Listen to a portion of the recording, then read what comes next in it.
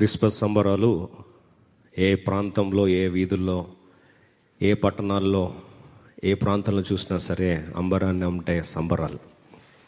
అయితే క్రీస్తు జన్మలో ఒక చిగురించిన కృప ఆనిముత్యాన్ని ఈరోజు పరిశుద్ధాత్మ దేవుడు మనందరితో మాట్లాడాలని ఆశపడతా ఉన్నాడు. చాలా చాలా కాలం క్రితము నిజంగా జరిగిన సంఘటన.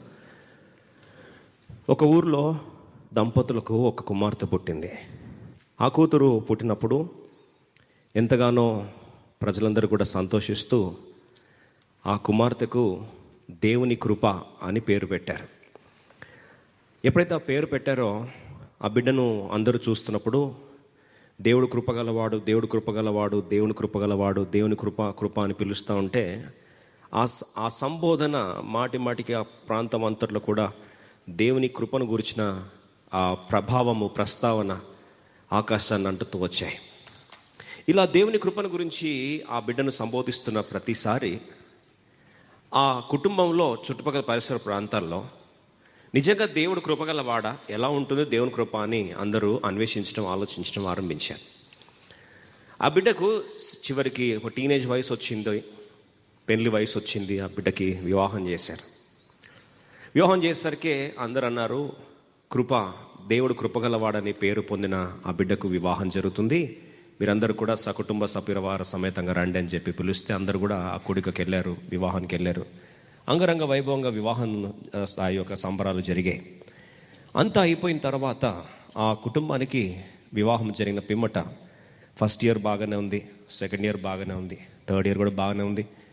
సుమారు 5th యానివర్సరీ కూడా, మ్యారేజ్ యానివర్సరీ చేసుకున్నారు, ఎంతో హ్యాపీగా ఉన్నారు. అయితే 6th యానివర్సరీ జరుగుతున్నప్పుడు బహుశా కొందరు మాట్లాడుకున్నారేమో, ఏంటి పిల్లలుంటే బాగుంటుంది కదా ఈ కుటుంబానికి అని, ఈ దంపతులకు పిల్లలు పుడితే బాగుంటుంది కదా అని చెప్పి కొందరు మాట్లాడుకుంటూ ఉండొచ్చేమో బహుశా. అలాంటి సందర్భంలో చివరికి 7th యానివర్సరీ కూడా చేసుకున్నారు. 7 అంటే బైబిల్ ప్రకారము సంపూర్ణ సంఖ్య కదా, చాలా సంతోషపడి ఉండొచ్చు బహుశా. అయితే 7వ సంవత్సరం ముగించిన వెంటనే ఒక భయంకరమైన దుర్వార్త ఆ భార్య వినాల్సి వచ్చింది. ఒకరోజు కళ్ళ ముందే ఆ భార్య చూడకూడని భయంకరమైన దుర్ఘటన. తన భర్త యొక్క పార్థివ దేహాన్ని తీసుకొచ్చి ఆ భార్య ముందు పెట్టారు. ఎప్పుడైతే తన భర్త చనిపోయాడో ఆ భర్త శవాన్ని, పార్థివ దేహాన్ని తీసుకొని భార్య ముందు తీసుకొని వస్తూ ఉంటే తల్లడిల్లిపోయింది. అందరూ మాట్లాడడం ఆరంభించారు. దేవుడు కృపగలవాడన్నారు, దేవుడు కృపగలవాడని పేరు పెట్టారు. కృపగల దేవుడు ఈ కూతురు యొక్క, ఈ భార్య యొక్క భర్తను ఏం చేశాడు? దొంగలించేశాడా? కృపగలవాడు ఇలా చేయొచ్చా? కృపగలవాడు ఇలా చేయొచ్చా? If God is gracious, can he rob away the very husband of this lady? ఆ బిడ్డ యొక్క భర్తను అలా దొంగలిస్తాడా కృపగల దేవుడని బయట అందరూ మాట్లాడుకోవడం ఆరంభించారు.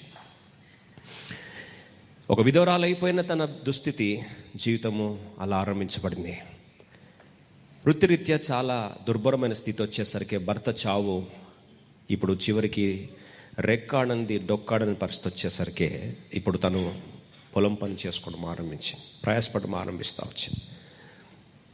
అలా ప్రయాసపడడం ఆరంభిస్తూ ఉన్న సందర్భంలో కష్టపడి బహుశా ఇంటికి వస్తూ ఉంటే రాత్రి ఎంతో ప్రయాసపడి దినమంతా పొలంలో పనిచేసి వచ్చే కొద్ది రూకలు, కొద్ది జీతం తీసుకొని ఇంటికి వచ్చి ఆ జీతాన్ని చూస్తా ఉన్న సందర్భంలో మనసులో గుర్తొస్తూ ఉంది, దేవుడు కృప గల వాడు కదా అని. ఒకవైపు దేవుని కృప గుర్తొస్తూ ఉంది, ఇంకోవైపు తన భర్త యొక్క పని చేయడానికి వెళ్ళిన షూస్ అంతా కూడా అక్కడ ఉంటే కనిపిస్తూ ఉంది. అల్మర ఓపెన్ చేస్తే భర్త బట్టలు కనిపిస్తూ ఉన్నాయి. ఎక్కడ చూసినా సరే ఈ గుర్తులు, జ్ఞాపకాలు చివరికి విషాద ఛాయలుగా మిగిలిపోయాయి, గాయాలుగా మిగిలిపోయాయి, వేదనగా మిగిలిపోయింది. భర్త యొక్క జ్ఞాపకాలు ఆమెని భయంకరంగా వేధిస్తూ రావడం ఆరంభించాయి. ఇలాగే సంవత్సరాలు గడిచిపోతూ వచ్చాయి. అలా సంవత్సరాలు గడిచిపోతూ ఉంది, తన వృద్ధాప్యంలోకి వెళ్ళిపోతూ ఉంది. అయితే ప్రతిరోజు తన అలవాటు ప్రకారము ఎవ్రీడే పని చూసుకున్న తర్వాత నేరుగా ఆమె దేవాలయానికి, మందిరానికి వెళ్ళడం ఆరంభించింది. ఇలా తీరా చూస్తే సుమారు 83 సంవత్సరాలు గిరున తిరిగిపోయాయి, 84 సంవత్సరాలు గిరున తిరిగిపోయాయి. అయితే ఆమె ఆశ ఏంటంటే, నేను నమ్మకంగా దేవుడు కృపగలవాడు కాబట్టి ఆయన కృప ఏంటో నేను చూడాలని ఆశపడుతున్నానని మాత్రం అన్వేషిస్తూ వచ్చింది. అలా తను అన్వేషిస్తున్న తన యొక్క అన్వేషణ ఈరోజు అద్భుతమైన క్రిస్మస్ వర్తమానంగా మారింది. అందరం కలిసి లూకా సువార్త 2వ అధ్యాయము 27వ వచనం కలిసి చదువు. అందరం లూకా సువార్త 2వ అధ్యాయం 36వ వచనం చదువుకుందాం. లూకా సువార్త 2వ అధ్యాయం 36వ వచనం. Luke's gospel chapter 2 verse 36 please. అందరం కలిసి చదువుకుందాం. 36, 37, 38 ఈ 3 వచనాలు అందరం కలిసి బిగ్గరగా చదువుకుందాం. మరియు ఆషేరు గోత్రికురాలను పనూయేలు కుమార్తెయునైన అన్నాను ఒక ప్రవక్తి ఉండెను.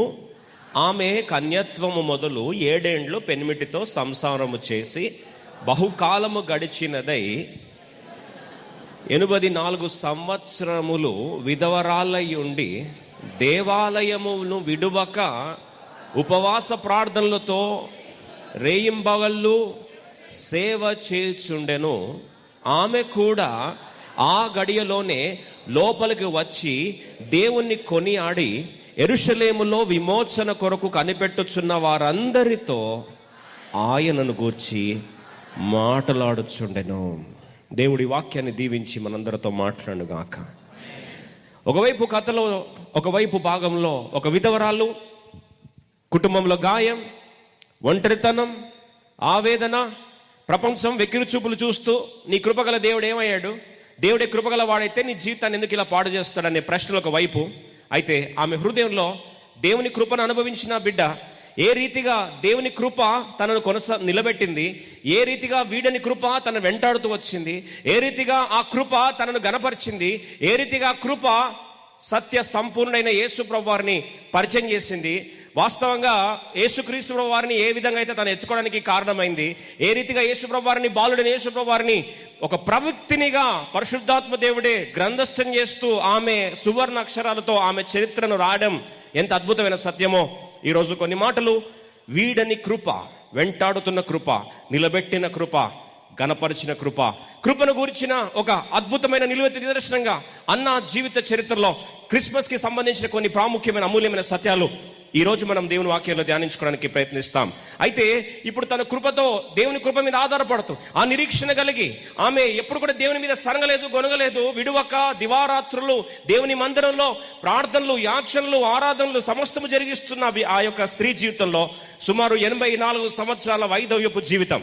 అయితే 84 సంవత్సరాల వైధవ్యపు జీవితంలో ఎప్పుడైతే తను ఎదురు చూస్తూ నిలబడిందో, ఒకరోజు యేసుప్రభు వారి జన్మ అనే వార్త ప్రపంచమంతా కూడా కోడే కూస్తా ఉంది. అయితే ఆ దూతలు మధ్యాకాశంలో ప్రకటిస్తూ వచ్చారు, ఇదిగో ప్రజలందరూ కలగబో మహా సంతోషకరమైన సువర్తమానము, నేడు దావీదు పట్టణమందు మీ కొరకు రక్షకుడు. ఈ వార్త వినేసరికి ఆ న్యూస్ అంతా వైల్డ్ ఫైర్ గా పోతా ఉంది. అయితే ఈ న్యూస్ వాస్తవంగా ఆ దినాల్లో మీడియా మనంతా ఇప్పుడున్నంత టెక్నాలజీ లేదు కాబట్టి అది ఒకరి నుంచి స్ప్రెడ్ అవ్వడం టైం పడతా ఉంది. అయితే ఇలాంటి సందర్భంలో ఎప్పుడైతే ఈ వార్త ప్రాంతాలంతా కూడా దాటి వెళ్తా ఉందో, దావానంలాగా ప్రవహిస్తా ఉందో, ఈ సందర్భంలో 8th డే యేసుప్రభు వారు జన్మించి 8వ రోజు ఆ పవిత్రతకు కావలసిన సెరమోనీ ప్రకారము ఎప్పుడైతే దేవాలయంకి యోసేపు అలాగే మరియా యేసుప్రభు వారిని తీసుకొని వస్తా ఉన్నారు. అయితే యేసుప్రభు వారిని తీసుకొచ్చి దేవాలయంలో ఆ సెరమోనియల్ క్లెన్సింగ్ ప్రాసెస్ ప్రకారము ఎప్పుడైతే వారు గువ్వను అర్పించడానికి వారు తీసుకొని వచ్చారో, ఆ సందర్భంలో ఇప్పుడు ప్రవక్త పలికినట్లుగా, గాబ్రియల్ దూత చెప్పినట్లుగా మా లూకా సువార్త 2వ అధ్యాయము 21వ వచనంలో అందరం కలిసి చదువుకుందాం రండి. లూకా సువార్త 2:21, 2:21 of Luke's gospel. Let's all read together please. ఆ శిశువునకు సున్నతి చేయవలసిన 8వ దినము వచ్చినప్పుడు గర్భమంద ఆయన పడక మునుపు దేవదూత చేత పట్టబడిన యేసు అను పేరు వారు ఆయనకు పెట్టిరి. ఇప్పుడు అక్కడ నామకరణం జరిగిందంట. ఏమని పేరు పెట్టారు? యేసు. అంటే గర్భంలో బిడ్డ పుట్టక మునుపు ఏదైతే గాబ్రియల్ దూత ప్రకటించాడో యాజ్ ఇట్ ఈస్ గా పేరుని ఏం చేశారండి? ప్రకటించేశారు. యేసు అనగా తన ప్రజలను వారి పాపం నుండి ఆయనే రక్షించును గనుక, రక్షకుడు గనుక ఆయన పేరేంటి? యేసు.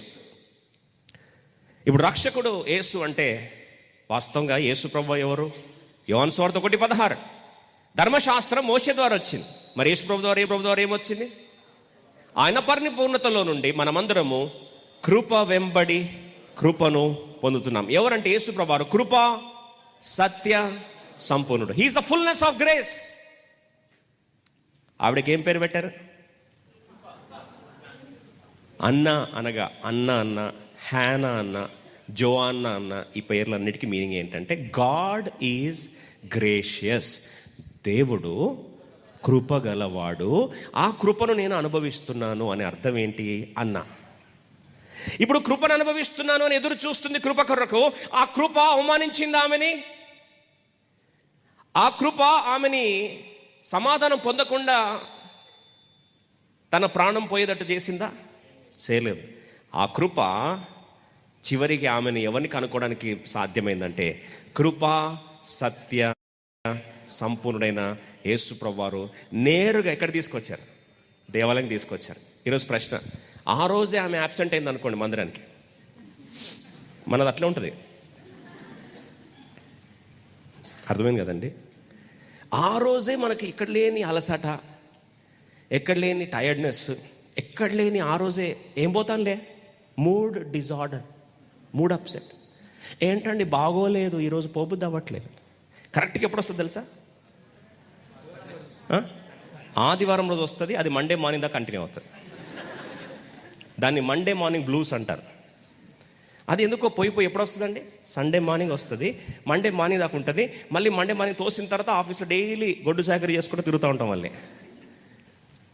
విషాదం ఏంటంటే ఆ రోజే బహుశా ఆమె ఒకవేళ రాకపోయి ఉంటే దేవుని మందిరానికి ఏం మిస్ అయ్యేదంటే జీవితకాలం అంతా ఎదురు చూసిన కృప మిస్ అయిపోయింది. మలాకి 3:1 చదువుతారా? మలాకి 3వ అధ్యాయం 1వ వచనం. చాలాసార్లు మనము దేవుని మందిరం పోవడం చాలా ఆషామాషిగా తీసుకుంటాం.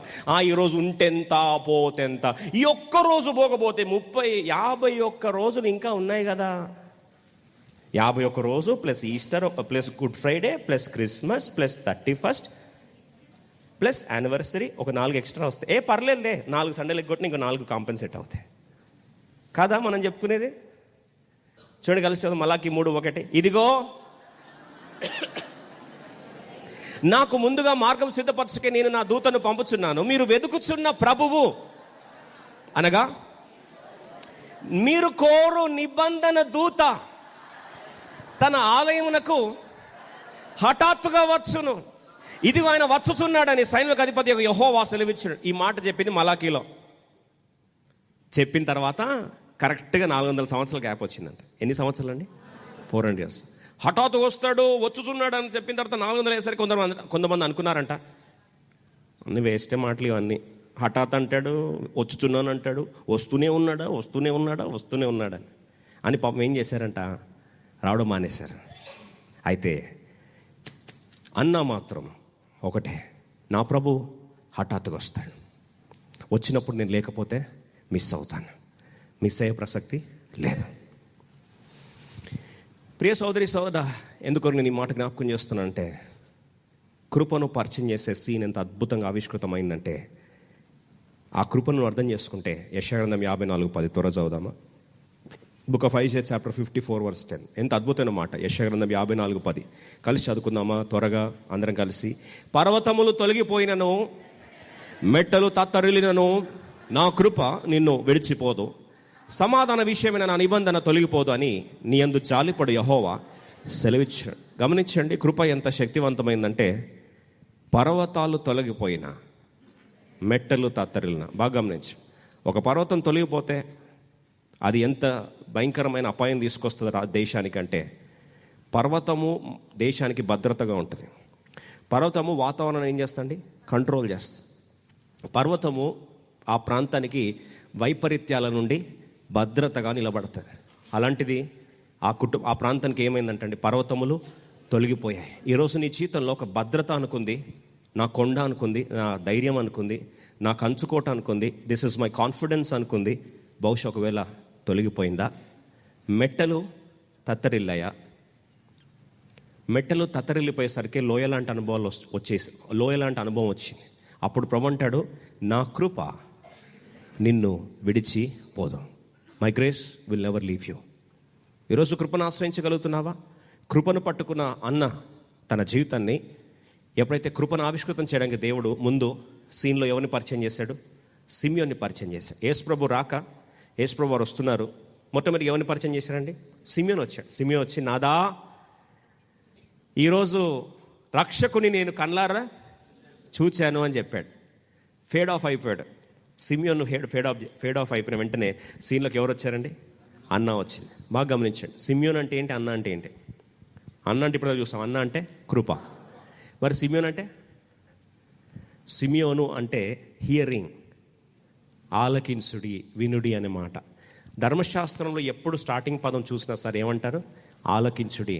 ఇదిగో ఆలకించుడి, ఆలకించుడి, ఆలకించుడి. అంటే ధర్మశాస్త్రము పక్కన జరిగితే వెంటనే ఇంట్రడ్యూస్ అయింది ఎవరండి? కృప. అందుకొరకే యేసుప్రభువారిని కలుసుకోవడానికి ఎప్పుడైతే ఆ కృపా సత్య సంపూర్ణని ధర్మశాస్త్రములకు గుర్తుగా ఉన్న సిమియోను ఎత్తుకున్నాడు, ఆయన అన్నాడు, నేను చూశాను, నేను వెళ్ళిపోతాను, ఇంకా నా టైం అయింది అంటే మన భాష, నా పోయే కాలం అయింది, నేను పోతాను. వెళ్ళిపోయాడు. It's my time, I have to go అని. ఇప్పుడు దాకా ప్రభు బతికించావు సాలు నన్ను, ఇంకా నేను చూశాను, ఇంకా నేను పోతున్నాను అని వెళ్ళిపోయాడు అనమాట. ఆయన వెళ్ళిపోయిన తర్వాత నెక్స్ట్ ఎవరు వచ్చారు? కృప.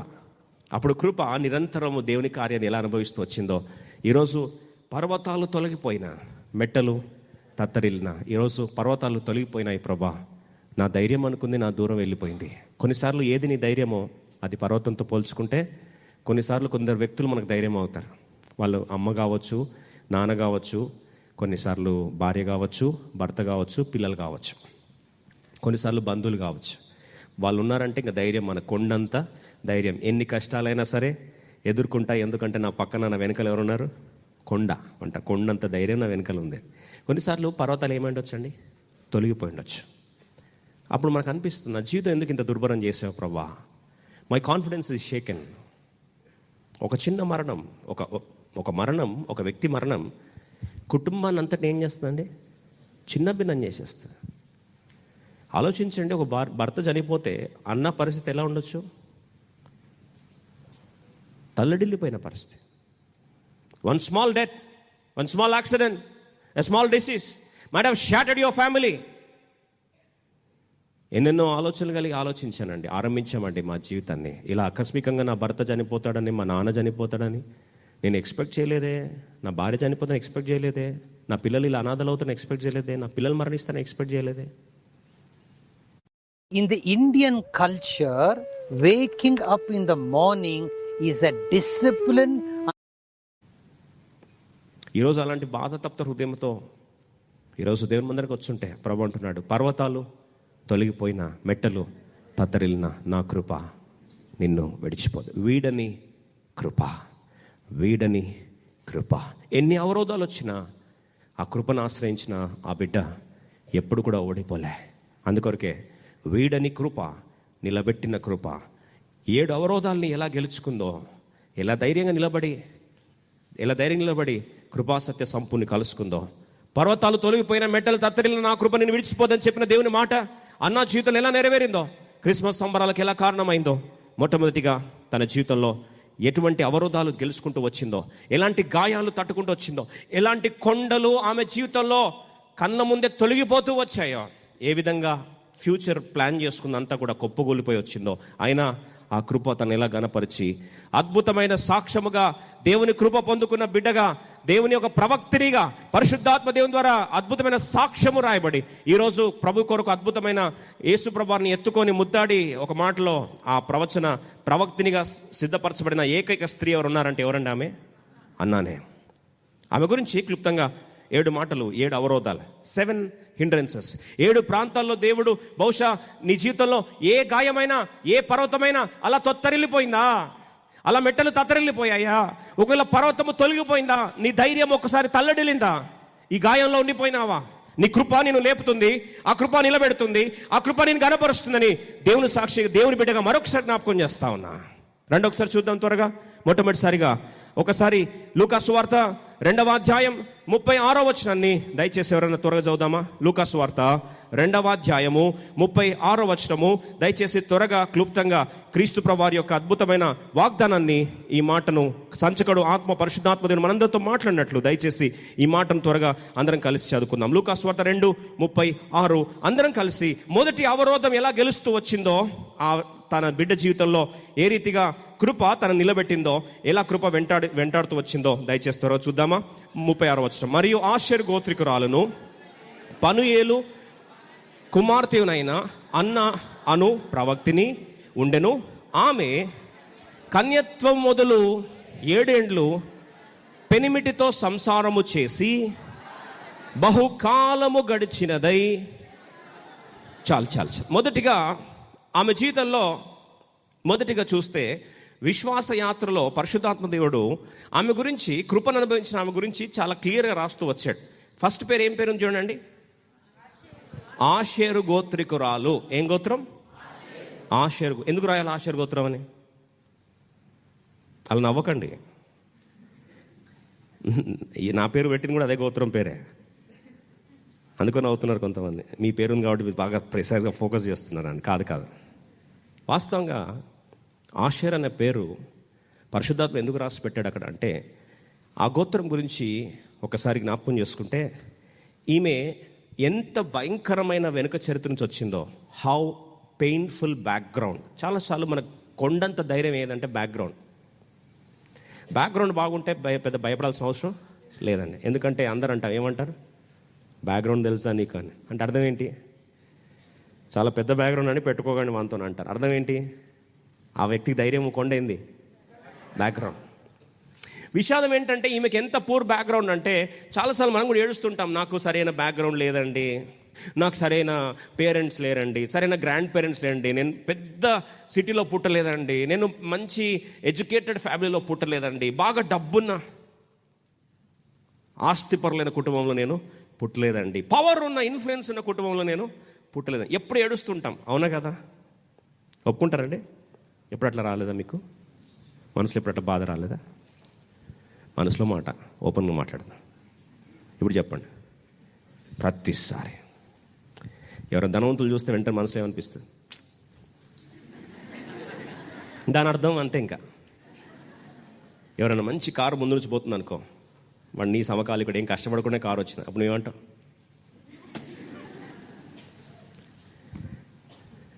బ్యాక్ డోర్ ఎంట్రీలో మంచి జాబ్ వచ్చేసింది అనుకోండి, బ్యాక్గ్రౌండ్ పెద్దదండి, ఒక ఫోన్ కాల్ చేస్తే పనులు అయిపోతాయి, మాకెవరున్నారండి మాట్లాడేవాళ్ళు, మాకెవరున్నారండి ఎప్పుడు అభాగ్యులమే అని చెప్పి ఏడుస్తుంటాం కదా. వాస్తవంగా ఆమె జీవితంలో ఎంత అభాగ్యకరమైన పరిస్థితి అంటే, ఎన్ని పరిస్థితులు ఆమె వెనకాల చరిత్ర స్ట్రాంగ్గా లేకపోయినా సరే, ప్రభుకు స్తోత్రం, ఆమె ఎప్పుడు కూడా దుఃఖపడినట్లు బైబిల్లో రాయబడలేదు. ఎందుకు తెలుసా? అసలు ఆషేరు అనే వెనుక చరిత్ర గురించి చూస్తే, ఆషేరు ఎవరికి పుట్టాడు? యాకోబుకు పుట్టాడు. అయితే యాకోబుకి 2 భార్యలు. మొదటి భార్య పేరు లేయా, రెండో భార్య పేరు రాహేల్. సరే, భార్యకు పుడితే అఫీషియల్గా కట్టుకున్న భార్యకు పుడతారంటే ఓకే, కొద్దిగా అనుకోవచ్చు. ఇప్పుడు లేయాకి దాసి ఉందంట, ఆమె పేరు ఏంటండి?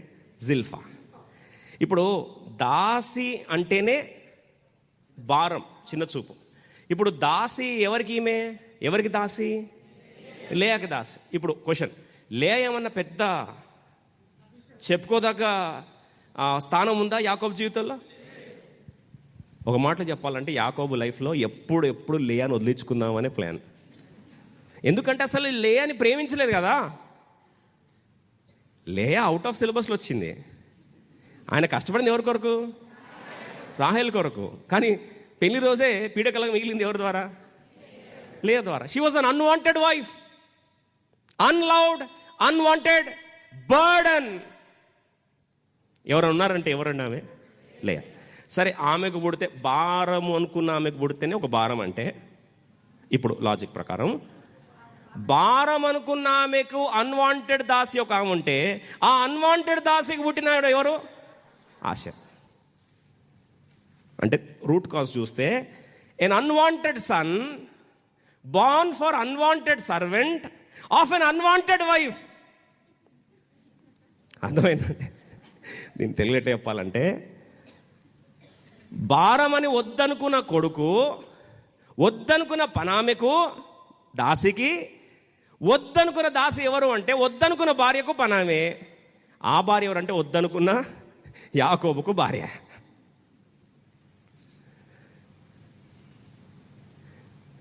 విషాదం ఏంటంటే, he is the last born son of Jacob unto the slave women.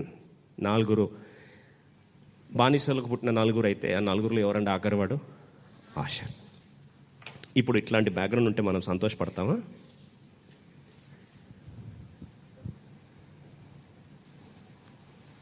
దీని బాధ అర్థం కావాలంటే కోర్టులో లీగల్ హెయిర్స్ గురించి కొట్లాడుకుంటారు.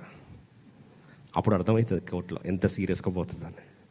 నీకు లావులు హక్కులు లేవంటే పాప ఏడ్చుడు వస్తాడు, నేను పుట్టలేదు నాన్నకి అని. ఏది లీగల్ హెయిర్ ఏది లేదు, పట్టించుకోరు. బానిసకు హక్కులు ఉండవు. బానిసకే హక్కులు ఉండకపోతే బానిస కొడుకుకి అసలే ఉండవు.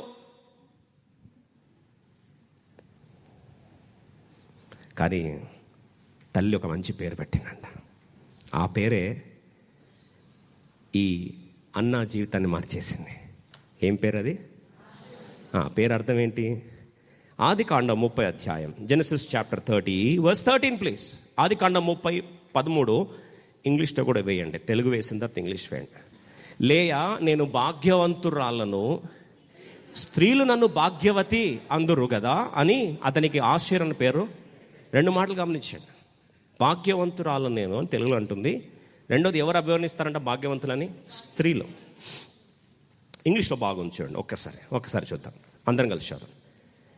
లేయా said, how happy I am, how happy I am. ఈ మాట గమనిస్తాం. How happy I am, for the daughters will call me happy, the woman will call me happy, so she named him Asher. అంటే ఆ తల్లి ఏమంటుందంటే, పరిస్థితులు ఇంత unwanted అయినా, ఇంత తృణీకరించబడినా, ఇంత భారం అనుకున్నా, ఇంత వద్దనుకున్నా, నేను ఎలా ఉంటానంటే సంతోషంగా ఉంటా, హ్యాపీగా ఉంటా. ఆ పేరు పిలిచిన ప్రతిసారి నాకేం రావాలి? సంతోషం రావాలి. ఆ బిడ్డను ఎత్తుకొని ఒక పేరు పెట్టింది. ఏమని తెలుసా? ఆషేరు. సంతోషం మిగిలాలి, ఆనందం మిగిలాలి, హ్యాపీనెస్ మిగిలాలి. ఈ బిడ్డ జిల్ఫాకు బరువు కాదు, ఈ బిడ్డ నాకు బరువు కాదు. ఈ బిడ్డను బహుశా వద్దనుకుండొచ్చు, ఈ బహుశా యాకోబు నన్ను వద్దనుకుండొచ్చు, నా బిడ్డను వద్దనుకుండొచ్చు, నా దాసిని వద్దనుకుండొచ్చు, నా దాసి యొక్క బిడ్డను కూడా వద్దనుకుండొచ్చు. బహుశా ప్రపంచం వద్దన్నా సరే, నేను ప్రభువులో ఆనందిస్తూ చెప్తున్నా, ఈ బిడ్డ వారా నేనేమవుతున్నా? భాగ్యవంతురాలను అవుతున్నా. ఇక మీదట నాకు మిగిలేది సంతోషం. ఆ రోజు ఒకవేళ ఆషర్ను కానీ చిదిమేసి ఉంటే, చంపేసి ఉంటే, ఆ గోత్రం ఉండేది కాదు, ఆ గోత్రమే లేకపోయి ఉంటే అన్న ఉండేది కాదు. అన్న అంటది, దేవుని కృప పొందుకున్న నేను ఏ దుఃఖం కూడా, ఏ వెనుక చరిత్ర కూడా, ఏ గాయం కూడా, ఏ లోటు కూడా, ఏ నష్టం కూడా నా భావాల మీద, నా భావోద్వేగాల మీద దాడి చేయడానికి వీలు లేదు. I will not let any situation hurt my emotions. I will not let my happiness be disturbed or robbed by any background for so matters. గతం ఏమైనా సరే, బ్యాక్గ్రౌండ్ అయినా సరే, నా సంతోషాన్ని దొంగలించడానికి వీలు లేదు. ఈరోజు అడుగుతా ఉన్నా, నీ గతము నీ సంతోషాన్ని దొంగలిస్తుందా? నీ పుట్టిన కుటుంబము, నీ వెనుక చరిత్ర, నీ కులము, నీ ప్రాంతము, నీ రాష్ట్రము, నీ ఆర్థిక స్థితి, నీ సోషియో ఎకనామిక్ స్టేటస్ ఈరోజు నీ సంతోషాన్ని దొంగలిస్తుందా? అలా దొంగలిస్తున్నట్లయితే ఈరోజు ప్రభు జ్ఞాపకం చేస్తున్నాడు. అన్న మాట్లాడుతూ ఉంది, నా వెనుక చరిత్ర దొంగలించలేనిది ఈరోజు నేను ప్రభువులో కృప నాకు ఇచ్చింది సంతోషం. It give me happiness. చాలాసార్లు జీవితము విలువ మనకు తెలియకపోవచ్చు. జీవాన్ని ఇచ్చేది ఎవరండి? గర్భఫలం ఇచ్చేది ఎవరండి? గర్భఫలం ఇచ్చేది ఎవరు? ఒక రోజు వచ్చి రాహేలు చదివింది, యాకోబు నాకు బిడ్డలు ఇస్తావా సస్తావా? యాకోబు అన్నాడు, నేనేమన్నా దేవుణ్ణా? గర్భఫలము యెహోవా ఇచ్చు. ఎవరిచ్చారు? నువ్వు పుట్టావంటే నేను గిఫ్ట్గా ఇచ్చింది ఎవరు? దేవుడా కాదా? దేవుడు ఒక గిఫ్ట్ ఇచ్చినప్పుడు ఎట్లాంటి గిఫ్ట్ ఇస్తాడు తెలుసా? యాకోబు 1:17 చదవండి. ఈరోజు చాలా మంది అభాగ్యులుగా ఫీల్ అవుతున్నారు. చాలా మంది నా జన్మ ఒక భారం అంటున్నారు. ఈరోజు చాలా మంది అంటారు, నేను పుట్టకపోతే బాగుండు. Hope that I would not have been born. యోబు కష్టాలు వచ్చేసరికి అంటాడు, నేను పుట్టిన దినాన్ని హ్యాపీ బర్త్డే అంటే కర్సడ్ బర్త్డే అని చెప్పుకుంటున్నాడంట. ఈరోజు ప్రతిరోజు ఎందుకు పుట్టానా, అసలు పుట్టకపోతే బాగుండని ఈరోజు ఎంతమంది ఆలోచించట్లేదు? చదువురు కానీ కలిసి చదువుదాం. యాకోబు 1:17. గర్భఫలము ఇచ్చేది దేవుని దానం అయితే మరి నువ్వు ఎవరి దానము, ఎట్లాంటి దానము, నువ్వు ఎట్లాంటి వాడవో? యాకోబు 1:17 కలిసి చదువుకుందాం. శ్రేష్టమైన ప్రతి ఈవియు, సంపూర్ణమైన ప్రతి వరమును పర సంబంధమైనదై జ్యోతిర్మేడకు తండ్రి యొద్ద నుండి వచ్చును. ఆయనందు ఏ చంచలత్వమైనను, గమనాగమనము వల్ల కలుగు ఏ ఛాయ అయినను లేదో. ఒక మాట గమనిస్తాం. మొదటి మాట, శ్రేష్టమైన ప్రతి ఈవి ఎవరి నుంచి వచ్చింది? దేవుని నుంచి. రెండో మాట రాస్తుంది, సంపూర్ణమైన ప్రతి వరము. దేవుడు నిన్ను సృష్టించినప్పుడు శ్రేష్టమైన వాడిగా, రెండవది సంపూర్ణమైన, పర్ఫెక్ట్గా దేవుడు నేను తయారు చేశాడు. అంటే బ్రదర్ నాకు ఆ పలానా ఉడితనం ఉంది, పలానా ఇది కదా, డజంట్ మ్యాటర్. ఎప్పుడైతే ఆషేరు పుట్టాడో తల్లి అంటుంది, నా సంతోషాన్ని ఏది కూడా దొంగలించడానికి వీలు లేదు. ఆ పేరు పెట్టి ప్రభుని కృపను కోరి ఇక మీదట భాగ్యవంతులను దేవుడు పిలుస్తున్నాడు. ఎందుకంటే నాకు ఈ గర్వఫలం ఇచ్చింది ఎవరు? దేవుడే కదా.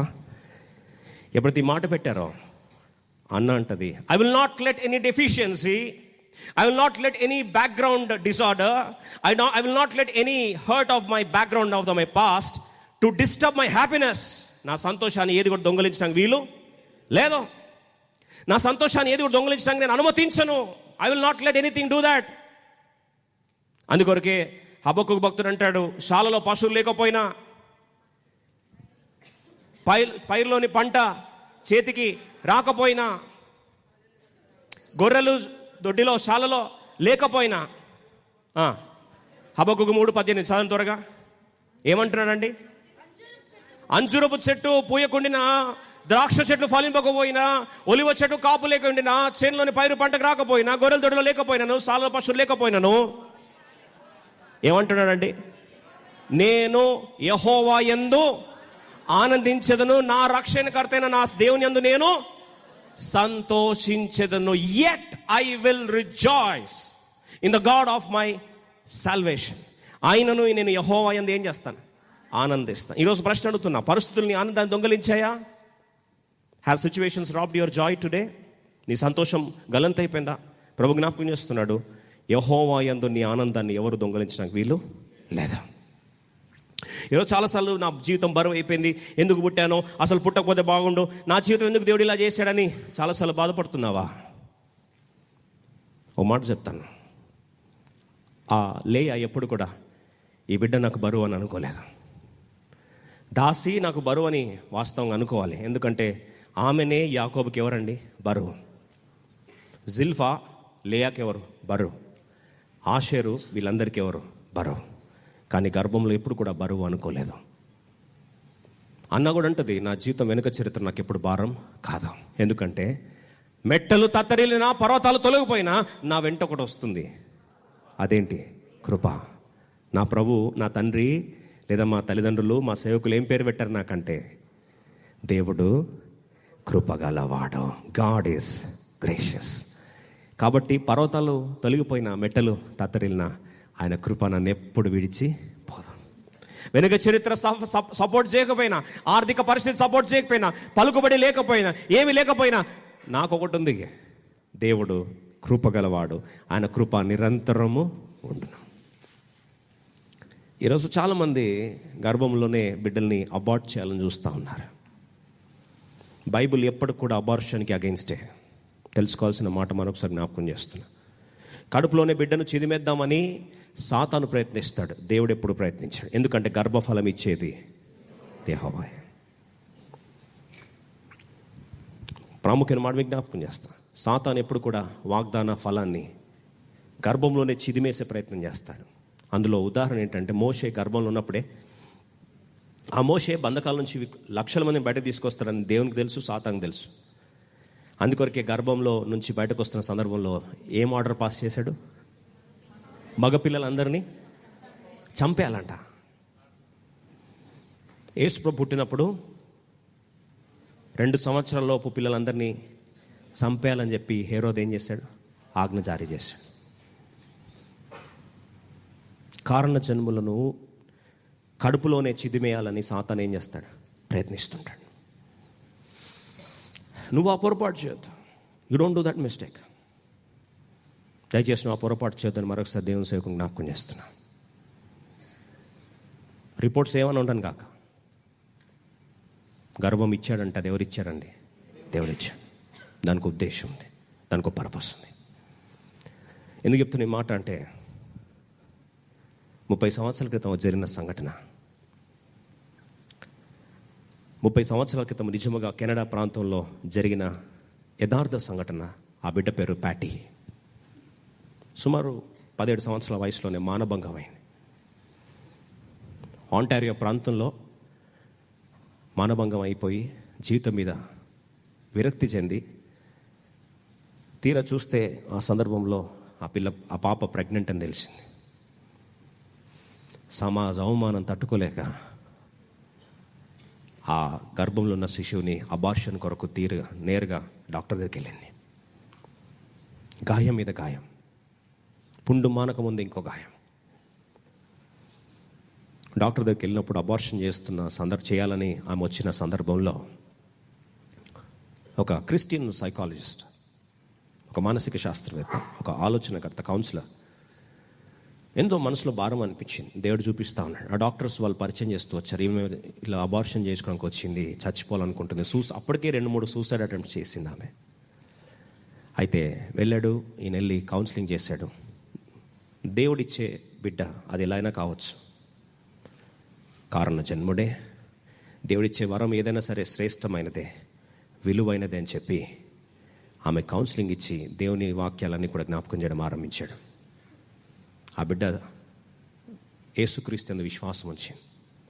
ఆ ప్యాటీ మ్యాలెట్ అనే ఆ యవనస్తురాలు యేసుక్రీస్తు యందు విశ్వాసం ఉంచి తన హృదయాన్ని దేవునికి ఇచ్చింది. ఆ రోజు అదే కౌన్సిలర్ హాస్పిటల్లో ఉన్నప్పుడే తీర్మానం చేసుకున్నానింది, ఏమైనా సరే, చావైనా రేవైనా, నా ప్రభు యందు విశ్వాసం ఉంచిన నేను భరిస్తా. ఆయన అనుమతించిన సమస్తాన్ని ఆయన కృపచేత భరిస్తానని తెగించింది, నిలబడింది. స్టోరీ కట్ చేస్తే నిలబడింది. స్టోరీ కట్ చేస్తే ఈరోజు ప్రపంచంలో the most costliest, famous, well renowned pop singer ఎవరు ఉన్నారంటే జస్టిన్ బీబర్. ఎంతమంది తెలుసు అంటే ఆ పేరు? ఆ జస్టిన్ బీబర్ ఎవరు అంటే, ఆ రోజు చంపేద్దాం అనుకుని 17 years అమ్మాయి ఆ పాప అబార్షన్ తీసుకుపోయిన ఆ బిడ్డే ఈరోజు ఎవరంటే జస్టిన్ బీబర్. అవంటది ఆ రోజు నాకు సువార్త చెప్పకపోయింటే, ఆ రోజు ఆ క్రిస్టియన్ సైకాలజిస్ట్ కౌన్సిలర్ నా దగ్గర రాకపోయింటే, ఈరోజు జస్టిన్ బీబర్ ప్రపంచానికి ఉండేవాడు కాదు. తెలుసా అండి, మన భారతదేశంలో అంబానీ కొడుకు పెళ్లి చేయడానికి పిలుచుకుంటే ఏదో కొన్ని నిమిషాలు వచ్చి షో చేశాడంట. షో అంటే పర్ఫార్మెన్స్ ఇచ్చాడు. కొన్ని నిమిషాలు పర్ఫార్మెన్స్ చేసిన దానికి ఆయన చార్జ్ చేసిన అమౌంట్ ఎంత అంటే 83 లక్షలు కాదు, కోట్లు. ఎంతండి? 83 కోట్లు. ఒకరి మాట చెప్తే ఏదో పేకుతున్నాడు అన్న అనుకోవచ్చు, అందుకొరకే ప్రూఫ్తో పాటు చూపించాలని ఆశపడతాను. అరౌండ్ 83 crores అంట. ఫ్యూ మినిట్స్ అంతే, కొన్ని నిమిషాలకి. ఒక నిమిషం ఆయన టైం ఇస్తే గర్భంలోనే చిదిమేసి చంపేయాలనుకున్న ఆ బిడ్డ 1 నిమిషం టైం ఇస్తే కోట్లలో ఖర్చు. It values in crores. ఎందుకు చెప్తున్నా ఈ మాట అంటే, ఈరోజు నా వెనుక చరిత్ర బాగాలేదు, నా గాయము కుటుంబంలో పలానా గాయం జరిగింది, ఈరోజు అనుకోకూడని రిపోర్ట్స్ నాకు వచ్చాయి, నా జీవితం వృధా అయిపోయిందంటే ఒక మాట చెప్తాను, ఆయన కృపకు లోకువైంది ఏది లేదు. పర్వతాలు తొలగిపోయిన, మెట్టలు తత్తరిల్లిన, ఆయన కృప విడిచిపోదు. ఎంతమంది మాట నమ్మొచ్చు? దేవుడు నెరవేర్చును గాక. ఎందుకంటే కృప జీవము కంటే ఉత్తమమైందండి. It is more precious than life and grace can convert the curse into a blessing. కృప చరిత్రలు తారుమారు చేస్తుంది. అందుకొరకే ఎప్పుడైతే అన్న అంటున్న మాట ఏంటంటే, I will not let any background snub my future or my joy or my happiness. నా సంతోషాన్ని దొంగలించడానికి వీలు లేదు. మరి ఏం చేస్తామమ్మా? అందరు అంటున్నారట, ఏమని? నీ కృపగల దేవుడు నీ కుటుంబంలో ఏం తీసుకొచ్చాడు? గాయం తీసుకొచ్చాడు. ఇదేనా అంటే ఆమంటది, నేను విశ్వాసంతో చూసేదాన్ని, వెలుచూపును బట్టి వెళ్ళేదాన్ని కాదు. విశ్వాసం ఏం చేస్తుంది? నిరీక్షింపబడే వాటి యొక్క నిజస్వరూపము. వాస్తవంగా వెలుచూపును బట్టి చూస్తే ఆ మరియ చేతిలో ఉన్న బిడ్డ ఎంత ఎంత బలహీనంగా కనిపిస్తాడు. యేసుప్రభు వారు పుట్టినప్పుడు ఎలా ఉంటాడండి? బలహీనంగా ఉండడా? ఏ బేబీ అయినా ఎలా ఉంటుంది? 8 days బేబీ ఎలా ఉంటాడు? కండలు తిరిగి ఉంటాడు. ప్రతి దానికి ఎవరి మీద ఆధారపడతారు? తల్లి మీద ఆధారపడాలి కదా. ప్రతి దానికి ఏడుపు తప్ప ఏమీ కూడా ఆశ్రయం లేదు కదా. అలాగే చూస్తున్నట్లయితే నార్మల్ వ్యక్తి అయితే వెలుచుకున్నాడు చూస్తే ఏమన్నా అందరి ప్రతిదానికి ఆధారపడి ఈయనట సృష్టికర్త అంట, రక్షకుడు అంట, విశ్వాంతరాన్ని మాటగా సృష్టించాడంట, ఇదంతా ఉత్త మాటలంట అని. కానీ ఆమె ఎవరండి? ప్రవక్తిని. She's a prophet. ఏం చూస్తుందామే? హెబ్రీ 1 మొదటి 3 వచనాలు. అద్భుతమైన ప్రవక్తిని, ఫ్యూచర్గా దేవుని ఏం చూస్తుందంటే ఏమంటుంది చూడండి. హెబ్రీ రాష్ట్రపతి గౌడ అధ్యాయం మొదటి 3 వచనాలు. పూర్వకాలమందు నానా సమయంలోనూ నానా విధములుగా ప్రవక్తల ద్వారా మన పితరులతో మాట్లాడిన దేవుడు ఈ దినముల అంతమందు కుమారుని ద్వారా మనతో మాట్లాడను. ఆయన కుమారుని సమస్తమునకును వారసునిగా ఆమె చూస్తున్నప్పుడు సమస్తమునకు వారసుని చూస్తుంది. ఆయన ద్వారా ప్రపంచములను నిర్మించిన. He created the heavens and he created the universe. ఆయన దేవుని మహిమ యొక్క తేజస్సును, ఆయన తత్వం యొక్క మూర్తిమత్తమై ఉండి తన మహత్తు గల మాట చేత సమస్తమును నిర్వహించుచు. He's conducting everything, he's performing everything, he's taking care of everything in the world and he's the one, he's right before you. నీ కళ్ళ ముందు కనిపిస్తున్న బిడ్డ ఎవరో కాదు, సమస్తమును తన మాట చేత నిర్వహించుచు పాపం విషయంలో శుద్ధీకరణ తానే చేసి దేవతల కంటే ఎంత శ్రేష్టమైన నామం పొందెనో వారి కంటే అంత శ్రేష్ఠుడై. ఆ శ్రేష్టమైన ఆ క్రీస్తు ప్రభువారు కళ్ళ ముందు ఆమె చూస్తూ అందరు గుర్తుపట్టలేకపోయారు. కానీ ఆ ప్రవక్తిని ఈ మాట చూస్తుంటది. ఈయనెవరో కాదు, సమస్తమును మాట చేత నిర్వహిస్తున్న దేవుడు. మొదటిగా వెనుక చరిత్ర ఆమె సంతోషాన్ని దొంగిలించడానికి అనుమతించలే. అందుకొరకే గుర్తుపెట్టుకోవడానికి కొరకు అన్ని ఎఫ్తో స్టార్ట్ అవుతాయి. See faulty background, though it was like a mountain being removed, she never got disturbed. Faulty background, విషాదకరమైన వెనుక చరిత్ర, లేదా నువ్వు ఎక్స్పెక్ట్ చేయని వెనుక చరిత్ర బహుశా నీ వెనుకలో ఒక అవరోధంగా మిగిలిపోయిందా? నీ సంతోషాన్ని దొంగిలిస్తుందా? నీ ఆనందాన్ని అడ్డుపడుతుందా? రెండో మాట చూసుకుందాం రండి.